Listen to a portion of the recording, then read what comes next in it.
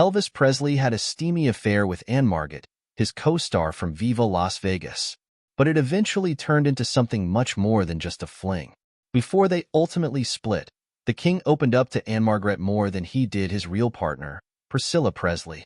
59 years ago this week, on July 10, 1963, Elvis Presley recorded the title track single of the movie Viva Las Vegas. The iconic song was a movie tie-in with the film of the same name. But while the star was recording the song, he likely didn't expect the movie to change his life drastically. Elvis met Ann-Margret just before they started shooting Viva Las Vegas in 1963. Their first meeting has been described as electric. Before long, they were meeting up in private to spend time together. Eventually, a steamy affair between them began. Elvis and Ann-Margret would ride motorcycles and go partying together on weekends in Vegas. What's more, the Swedish-American actress would quickly become ingrained in Elvis's way of life. She hung out with the star and his Memphis Mafia, even gaining her own nickname in the process, Rusty, after her character in the blockbuster movie. The couple became inseparable. But meanwhile, Priscilla Presley was waiting dutifully for Elvis at Graceland in Memphis, Tennessee. Marty Lacker, one of the key members of the Memphis Mafia and a longtime friend of Elvis, recalled that Ann-Margret became everything that Priscilla wasn't. And genuinely liked people, Marty said. And she liked every one of us. Marty continued by comparing Ann-Margret to Priscilla, who was not always the biggest fan of Elvis's entourage. He said, Ann-Margret wasn't intimidated or threatened by us. I think she also respected us. We used to have a lot of fun with her. She had a terrific sense of humor. Elvis and Ann-Margret's relationship continued to blossom over months of filming. What started as a sordid affair had dovetailed into a loving relationship built on respect and mutual attraction, and it was for these reasons that Elvis was eventually completely honest with the star.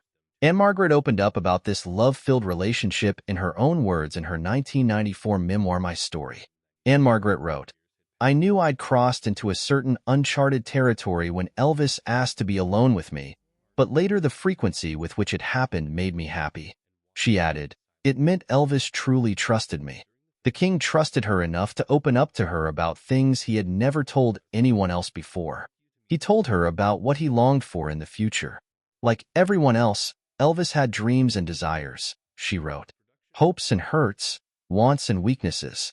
He didn't reveal this vulnerable side until everyone had disappeared, until those private moments when we were alone.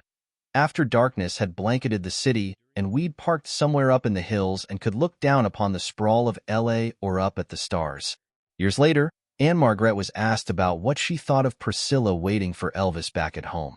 She replied, she wasn't there. Unfortunately, all good things must come to an end.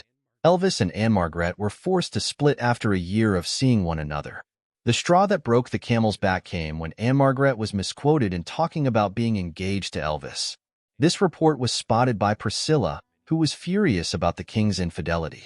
Before long, Elvis had broken things off with Ann-Margret, and within the following 6 months he proposed to Priscilla after years of being in a relationship with her. Ann-Margret recalled Elvis being forced away from her. There were other factors in Elvis's life that forced him apart from me, Ann-Margret remembered in her memoir, and I understood them.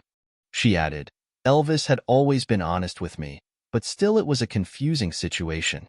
We continued to see each other periodically, until we had dated for almost a year. Then everything halted.